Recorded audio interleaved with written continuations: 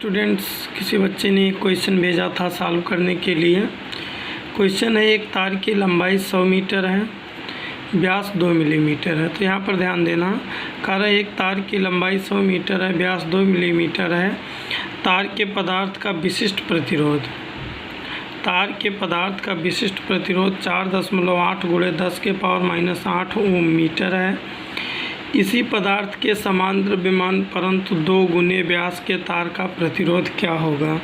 तो देखो, हम पहले इतने स्टेटमेंट को बहुत ध्यान से देखते हैं।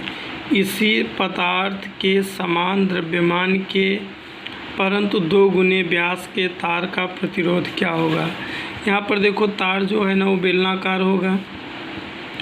कह रहा है एक तार है जो 100 मीटर लंबा है, ठीक है, और इसका व्यास जो है वो r 2 मिलीमीटर है, मतलब त्रिज्या 1 × 10⁻³ मिलीमीटर है, ठीक है। कह रहा है एक और तार है, कितना लंबा है ये पता नहीं, लेकिन जो त्रिज्या है वो इसका व्यास के दूना है, तो यानी कि इसकी त्रिज्या 2 × 10⁻⁴ मीटर है। और दोनों का द्रव्यमान बराबर है, दोनों एक ही पदार्थ के हैं। तो देखो, यहाँ पर द्रव्यमान बराबर होता है आयतन गुणे घनत्व। दोनों तारों का घनत्व एक ही होगा क्योंकि एक ही पदार्थ के हैं। तो यहाँ पर देखो, इस दोनों का, अब देखो यही चीज़ हम लिखे हैं। देखो, पहले स्थिति में तार का द्रव्यमान बराबर दूसरी स्थिति में तार का, मतलब जो ऊपर वाला तार है, नीचे जो क्वेश्चन में दिया है, दोनों तार का लंबाई बराबर है, इसलिए हम लिख सकते हैं पहली स्थिति में तार का द्रव्यमान बराबर दूसरी स्थिति में। यह द्रव्यमान का फार्मूला हम बताएं कि द्रव्यमान बराबर होता है आयतन गुणे घनत्व।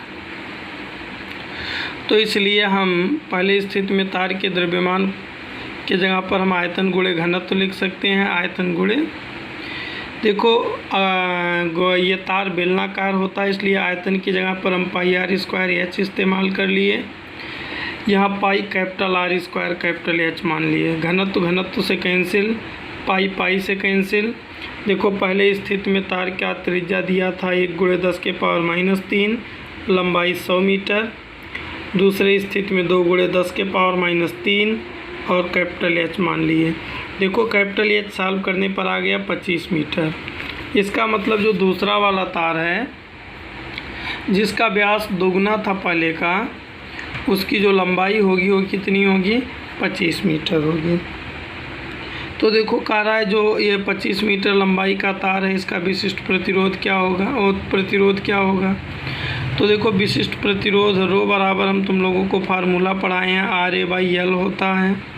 यहाँ से अगर हम R फार्मूला बना लें तो R होगा rho into L/A, rho into L/A। देखो, रो का मान दिया है 4.18 × 10⁻⁸। नई लंबाई 25 आई है। पाई का मान 3.14। ये त्रिज्या 2 × 10⁻³ दिया है।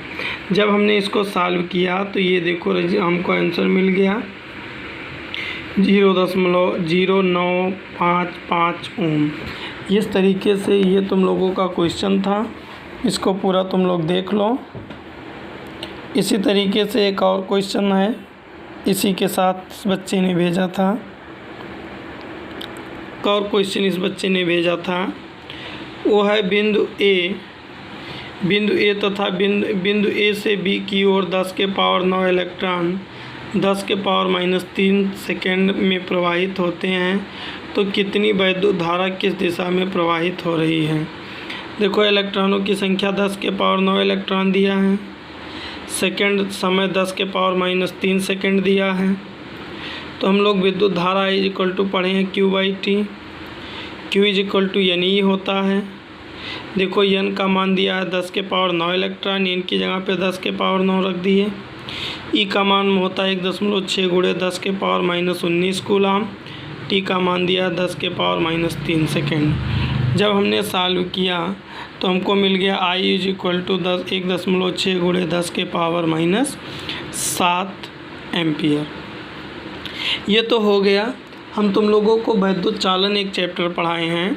वैद्युत चालन में हमने बताया है कि धारा का प्रवाह इलेक्ट्रॉन के गति के विपरीत होता है।